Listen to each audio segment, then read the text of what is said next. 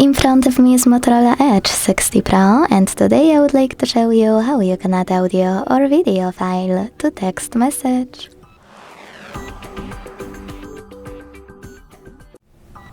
Begin by launching messages and selecting or creating a chat. Now tap on this plus at the bottom left corner. Hit Files, and to add an audio one, select it from one of those apps by tapping Audio at the top or by clicking those three lines at the top left corner and selecting one of those sources.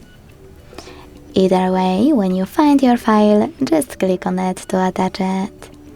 To add a video one, select Gallery section instead, tap on your video right away, or hit Folders, look for it, and select it from here. Then click on it to attach it. Thanks so much for watching. If you enjoyed this video, leave a like, comment and subscribe. Bye!